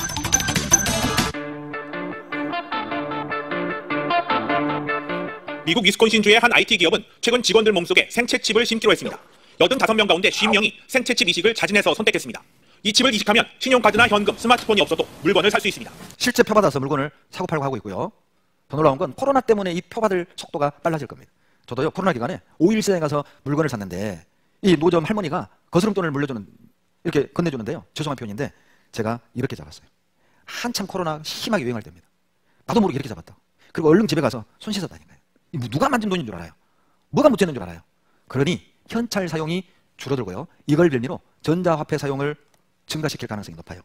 지금 학자들이 연구 중입니다. 보시죠. 인류 역사와 함께 다양한 형태로 변화를 거듭해온 화폐. 21세기 금융과 기술의 만남, 핀테크의 등장으로 실물 화폐가 사라지고 있다. We want it to be free to transact. We want it to be quick to transact. That's what makes economies work better. 스웨덴 중앙은행 통계에 따르면 지난 5년 동안 현금 통화량이 300억 크로나, 우리 돈으로 무려 4조 원이 감소했습니다. 이제 현금 없는 사회는 스웨덴뿐만이 아니라 세계적인 트렌드입니다. 벨기에는 3,000유로 이상의 현금 거래를 법적으로 금지하고 있는데요. 심지어 덴마크 중앙은행은 올해 말부터 더 이상 동전과 지폐를 생산하지 않겠다 이렇게 발표했습니다. 또 이스라엘 정부는 2014년 세계 최초로 현금 없는 국가추진위원회를 발족했는데요. 결국 화폐가 사라지는 것은 피할 수 없는 시대의 흐름입니다. SF 영화를 통해서 한 번쯤은 본 적이 있는 기술들이죠. 홍채, 정맥, 목소리, 지문 인증 결제 시스템인데요. 모두 우리나라에서 개발한 기술들입니다. 그런데 현금 없는 사회가 초래할 그 어떤 문제보다 두려운 것은 바로 감시 사회로의 진입입니다. 표를 받으면 감시 사회가 될 수밖에 없고 현금 없는 사회는 세계적인 흐름이라는 거예요. 연결되어 있습니다. 표 받으면 감시될 수밖에 없어요. 왜 이렇게 성경에 자세히 기록했을까요? 준비하라는 거죠. 여러분 성경을 공부해보면 우리 인류 미래가 그렇게 밝지 않습니다. 여기 앉아 계신 분도 스스로 인정할걸요? 여러분 갈수록 우리 아이들을 길거리에 어때요? 그냥 방치하고 안전하게 살 수 있는 세상에 도래할 것 같습니까? 네, 그렇지 않습니다. 성경에 나온 인류 역사 마지막을 보면 전쟁으로 끝나요. 더 놀라운 건요, 어느 나라가 어느 나라를 쳐들어가는지, 왜 쳐들어가는지, 언제쯤 쳐들어가는지, 어디서 싸우는지, 왜 쳐들어가는지, 그리고 그때 싸우는 무기는 어떤 것인지, 죽는 모습은 어떤 것인지 너무 구체적이에요. 에스겔, 요한계시록 16장을 먼저 찾겠습니다. 요한계시록 16장 14절을 보시죠. 16장 14절. 저희는 귀신의 영이라 이적을 행하여 온 천하 임금들에게 가서 하나님과 전능하신 그 날에 전쟁을 위하여 그들을 모으더라. 여러분 마지막 때가 되잖아요. 천하 임금들이요 전쟁을 위하여 모여요. 어디로 모으느냐? 16절 장소가 나옵니다. 다 같이 읽겠습니다. 새 영이 히브리음으로 아마겟돈이라는 것으로 왕들을 모으더라. 어디로 모아요? 아마겟돈. 이 아마겟돈이 어디 있느냐? 이스라엘에 있습니다. 이스라엘 가운데 있는 평야지대예요. 무깃도라고도 하죠. 제가 직접 다녀왔습니다. 역사 속에서 수천 번의 전쟁이 일어났던 그 장소에서 인류 마지막 전쟁이 터지는데 거기 안내 간판에 이렇게 써놨다니까요. 파이널 배틀 at the end of days. 세상 끝에 마지막 전쟁이 일어날 장소라는 겁니다. 선과 악의 결전 장소. 이렇게 안내 간판을 써놨어요. 에스겔 38장 2절에는요. 자, 어느 나라가 주도 세력이 되어서 쳐들어가는지도 나오는데, 인자야 너는 마곡 땅에 있는 곳곳 로스와 메섹과 두발 왕에게로 얼굴을 향하고 그를 쳐서 예언하 이르기를 그들과 함께 한 바 방패와 투구를 갖춘 바사와 구스와 붓과 고멜과. 여러분 마곡은 어디고 로스, 메섹, 두발, 바사, 구스, 붓은 뭐냐? 바사, 구스, 붓은 영어 성경 보십시오. 현대 국가명으로 번역이 되어 있습니다. 페르시아, 에티오피아, 리비아 이렇게 번역이 되어 있어요. 로스는 어디냐? 러시아입니다. 대한민국을 과거에 조선, 메섹은 모스크바입니다. 서울을 과거에 한양. 그 근거가 있습니다. 왜 소련이죠? 자, 여러 가지 이유가 있는데 로스가 러시아의 의원이랍니다. 도발이, 도몰스, 메섹이 모스크바의 의원이라는 것이죠. 이 언어학자들, 학자들의 이야기입니다. 그래서 백과사전에 보면 러시아를 로스 이렇게 표기했어요. 지금이야 소련 땅이지만 러시아 땅이지만 과거에는요 이 러시아 땅이요 로스와 마곡으로 이렇게 불렸어요. 그런데 어떤 목사님이 저에게 주신 겁니다. 파일럿 형제님이 보는, 조종사들이 보는 지도라는 겁니다. 항공 지도인 거죠. 그런데 이게 보세요. 제가 이거 보고 깜짝 놀랐는데 모스크바 돼 있잖아요. 모스크바 조금 옆에 가면요 지금도 마곡이라고 표기되어 있어요. 러시아 일부가 지금도 마곡이라고 표기되어 있다는 거예요. 그 형제님이, 목사님이 주신 거예요. 여러분 에스겔 38장 5절에 보면 페르시아, 에티오피아, 리비아, 바사, 구스, 붓. 오늘날 현대명이잖아요. 언제 갑니까? 말년에 가는데 말년인지 어떻게 알아요? 놀랍게도 말년인지 아닌지는 이스라엘 보면 알아요. 그 땅 곧 오래 황무하였던 이스라엘 산에 이르리니 그 땅 백성은 칼을 벗어나서 열국에서부터 모여 들어오며 이방에서부터 나와서 다 평안히 가는 중이라. 여러분 2600년 전 성경입니다. 이스라엘 백성이 바벨론의 포로로 끌려갈 때 기록됐던 예언서라니까요. 남의 나라의 포로로 끌려가면서 기록된 예언인데 열국에서부터 모여 들어오며, 바벨론에서 모여온다는 게 아니죠. 열국으로 터졌고 전 세계에서 터져서 다시 이스라엘 땅으로 돌아와가지고 평안히 살고 있는 때, 이스라엘 역사 속에 우리 시대입니다. 바벨론으로 끌려간 적도 있고 뭐 아시리아로 끌려간 적도 있었죠. 그러나 열국으로 전 세계가 터진 때는 우리 시대예요. 더 놀라운 건 우리 시대에 열국에서부터 모여 들어와 평안히 살고 있잖아요. 그게 말년이라고. 그게 세상 끝이라고. 그 즈음에 어느 날 갑자기 평안하다 안전하다 할 그때에 전쟁이 확 터지는 겁니다. 여러분 지금도 아슬아슬하죠. 세계를 보십시오. 북한을 보십시오. 이란을 보십시오. 미국과 중국을 보십시오. 아슬아슬하죠. 언제 그냥 훅 터질지 몰라요. 에스겔 38장 12절에 보면은요, 뭐에 쳐들어가냐? 물건 급발하러 가는 거예요. 솔직히요, 제가 이 12절 요거 볼 때는요, 과거에는 사이바다 뺏어간다 이 정도로만 알았거든요. 왜요? 최근에 유전, 가스가 발견되기 전에는 사이바다에 피해를 복구하는 물질까지 들어있다. 과학자들의 연구 결과거든요. 그거 뺏으러 간다. 그런데요, 여러분 미국이 왜 이라크 전쟁 일으킨지 아시죠? 석유였습니다. 석유였습니다. 겉으로는 무슨 생화학 무기 그 문제였지만 결국 석유였습니다. 그 뺏으러 가는 거야 이제. 이스라엘의 석유가 사우디아라비아 다음으로 매장됐다고 하죠. 상상하지 못했던 일이 일어나고 있습니다. 놀랍게도 지금 정황이 성경 말씀과 탁탁탁 맞아가잖아요. 맞아가잖아요. 여기 보시면요. 젖과 꿀 대신 오일, 가스 대박, 이스라엘 에너지 기적, 골란권에서도 석유가 발견되고 가스가 발견되고. 그런데 날짜는 모릅니다. 내 천사가 놓였으니 그들은 그 연월일시에 이르러 사람 3분의 1을 죽이기로 예비한 자들이더라. 몰라요. 그러나 아무튼 쳐들어가요. 그런데 마지막 전쟁 때 사람들을 죽이는 모습이 나오는데 18절 이 세 재앙 곧 저 입에서 나오는 불과 연기와 유황을 인하여 사람 3분의 1이 죽임을 당하니라. 여러분 사람이 인류거든. 인류 3분의 1 60억 잡아도 20억이에요. 여러분 20억을 죽이는 불과 유황과 연기 머리에 뭐가 그려지세요? 담뱃불? 아니잖아요. 보세요. 불과 유황과 연기로 인하여 인류 3분의 1이 죽임을 당하더라. 핵 아닙니까? 불과 유황과 연기. 놀랍게도요. 러시아에서 엄청난 걸 만들어냈습니다. 365일 지구 위를 돌아다니는 핵미사일을 만들었어요. 원료가 핵이에요. 365일 지구 주위를 돌아 이 미사일이. 그리고 지상에서 목표 지점만 입력하면 돌고 있다가 거기로 똑 떨어져 터져. 도대체 푸틴은 이런 걸 왜 만들어요? 무섭죠? 우리 위에 핵폭탄이 막 날아다니고 있다. 언제 톡 떨어질지. 준비는 됐습니다.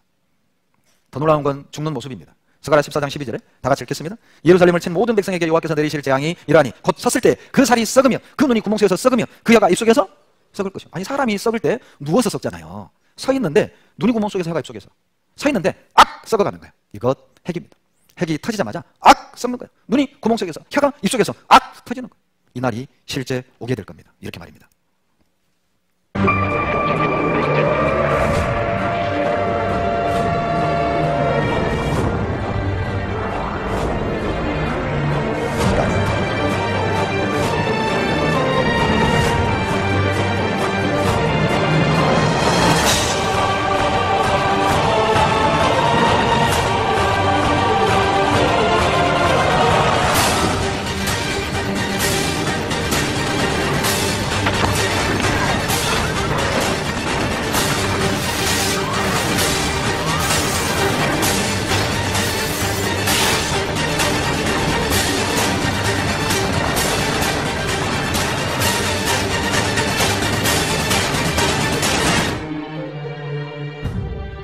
여러분 이 재앙을 피하는 방법은 한 가지밖에 없습니다. 마태복음 24장을 찾겠습니다. 마태복음 24장 40절로 41절입니다. 24장 40절로 41절 같이 읽습니다. 그때에 두 사람이 밭에 있음에 하나는 데려감을 당하고 하나는 버려둠을 당할 것이요 두 여자가 매를 갈고 있음에 하나는 데려감을 당하고 하나는 버려둠을 당할 것이니라. 자, 주님이요 이 핵전쟁 전에 오십니다. 주님이 딱 오시잖아요. 그러면 두 사람이 밭에서 일하고 있단 말이에요. 구원받은 아내는 하나님이 데려가고 구원 못 받은 남편은 남겨뒀다고 하지 않았죠? 남겨둔다고 한 게 아니라 버린다고 돼 있어요. 남겨뒀다면 또 데리러 오겠잖아요. 그런데 버려둔 거예요. 끝난 거예요. 버려두는 겁니다. 자, 어머니와 딸이 자 저녁, 아침, 점심을 준비하는 겁니다. 내려가는 건 고대에 음식 준비하는 거잖아요. 근데 그 순간 주님이 딱 오시잖아요.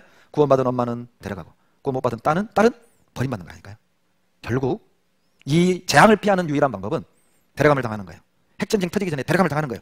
구원을 받는 겁니다. 여러분 기억해봐요. 노아 시대에 하나님의 말씀을 듣고 순종하고 방주 만들어 그 안에 탄 사람은 8명밖에 없었어요. 8명은 구원받았습니다. 그러나 나머지 모든 사람은 먹고 마시고 시집가고 장가가고 물심판으로 죽었죠. 그러나 우리 시대는요. 두 사람이 매를 갈고 있을 때 한 사람 데려감을 당하고 한 사람 버림동을 하고 두 사람이 밭에서 일하다가 한 사람 데려감을 당하고 한 사람 버려둠 당하고 두 사람이 누워 잠을 자다가 한 사람 데려감을 당하고 한 사람 버려둠 당한다니까요. 버려둠을 당한 이 사람들은요. 이제 불심판입니다. 그때 세상은 물에 넘침으로 멸망하였으되 이제 하늘과 땅은 동일한 말씀으로 불사르기 위하여 경건치 아니한 사람들의 심판과 멸망의 날까지 보존하여 두신 거라니까요. 이제는 불로 심판해요. 왜요? 우리 시대가 노아 시대보다 훨씬 더 타락했거든요. 그러니까 불로 태워 없애버리는 거예요. 이야기가 아닙니다. 겁주는 게 아닙니다. 준비하라는 거예요. 왜 하나님이 이렇게 자세히 예언을 기록했습니까? 믿고 준비하라고, 피하라고, 돌이키라고, 분별하라는 거예요. 마태복음 16장 3절을 찾겠습니다. 마태복음 16장 3절 화면 보고 같이 읽습니다. 아침에 하늘이 붉고 흐리면 오늘은 날이 굳겠다 하다니 너희가 청기는 분별할 줄 알면서 시대의 표적은 분별할 수 없느냐? 무슨 뜻이죠? 주님의 답답한 마음이 느껴지지 않아요? 야 인간들아 일개요보에서 오늘 비 옵니다 하면 출근하다가도 우산을 챙겨나가는 상식 있는 사람이 왜 이 말씀을 듣고는 준비하지 않느냐? 일기예보 듣고는 오늘 영화권으로 떨어집니다 하면 외투 하나 껴입는 상식을 가진 사람이 왜 이렇게 정확한 예언을 듣고는 준비하지 않는 거냐? 왜 분별할 수 없느냐? 주님의 답답한 마음 느껴지지 않습니까? 여러분 철부지라는 단어가 있죠. 이 철부지를 한문으로 이렇게 씁니다. 절부지죠. 이 절자는 24절기의 절에서 온 거예요. 계절의 변화를 모르고 농사일에 무관심한 사람을 가리켜 어리석고 사리 분별이 없다 하여 절부지라고 한 거예요. 지금 놀 땐지 씨 뿌릴 땐지 잠잘 땐지 거둬들일 땐지 때를 구분을 못하는 사람을 에이 절부지 센 발음으로 철부지가 된 거예요. 여기에 영적 철부지가 없길 바랍니다. 이렇게 살 때가 아닙니다. 개모임 다니고 회식 다니고 가족과 캠핑 다니고 물론 때로는 필요도 하지만 이번 한 주간은 아니에요. 들으셔야 됩니다. 시기를 구분하셔야 됩니다.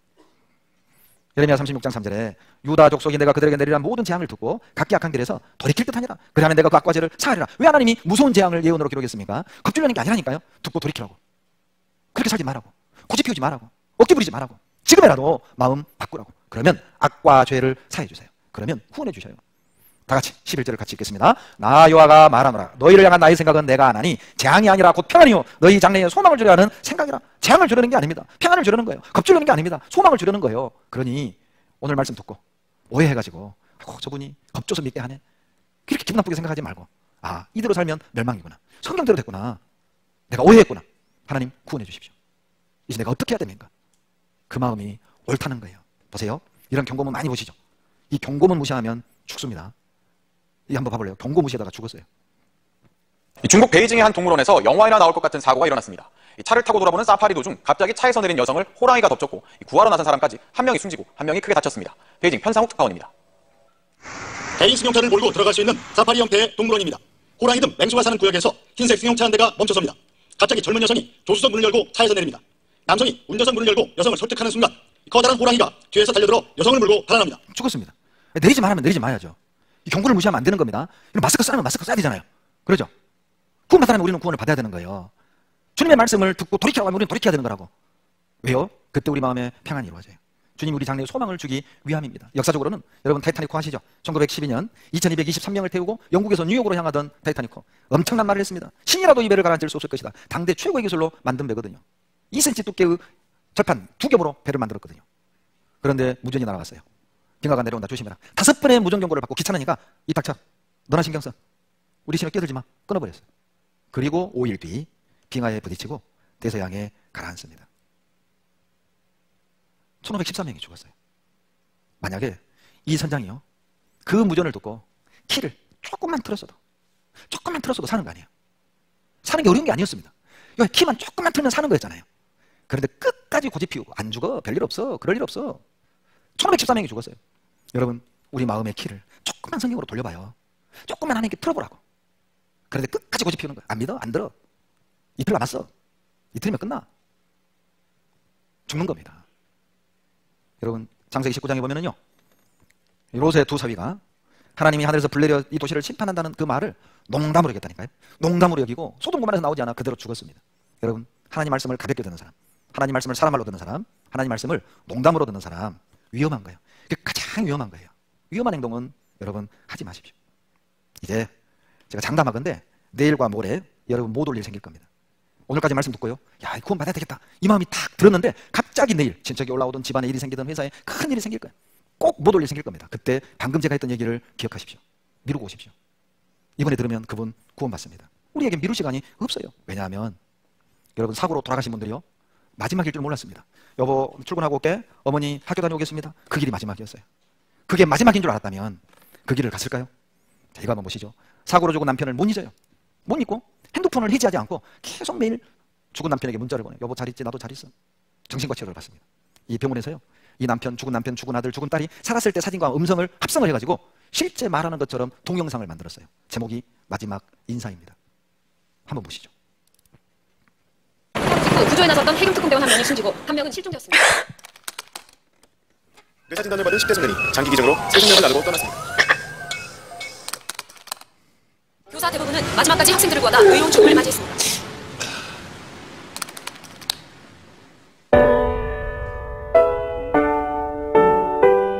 지금이라도 저 문을 열고 우리 다니가 엄마 하고 불러줄 것만 같아요. 세상하라고 얼마나 고통스러웠을까. 근데 흔적됐잖아요. 흔적도. 신랑의 빈자리가 많이 느껴지죠. 이렇게 돼가지고 신랑 생각하면 저는 그냥 아까운 생각. 그게 제일 커요.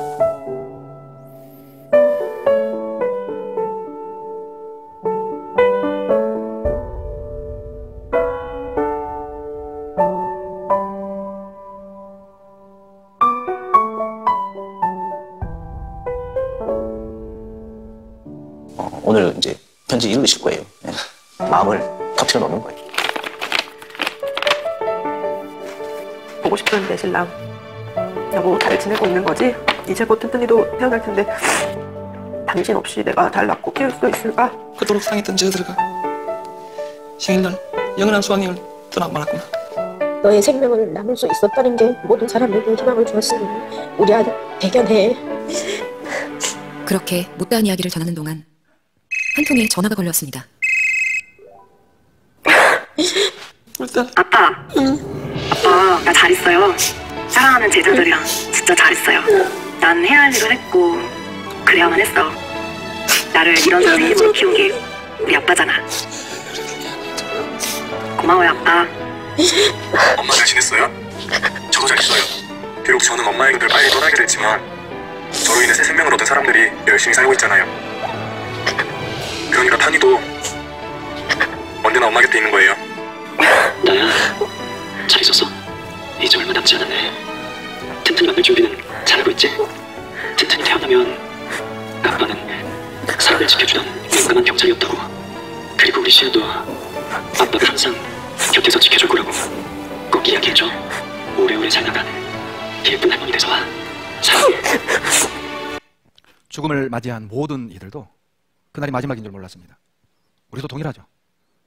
우리도 마지막인 줄 모르는 마지막을 어느 날 만나게 될 텐데, 여러분, 이번 주가 내 생의 마지막이라는 가정을 한번 해봅시다. 내가 살아야 할 날이 이제 3일 남았다면, 금토일 3일 남았다면 우리 그 3일 무엇 해야 될까요?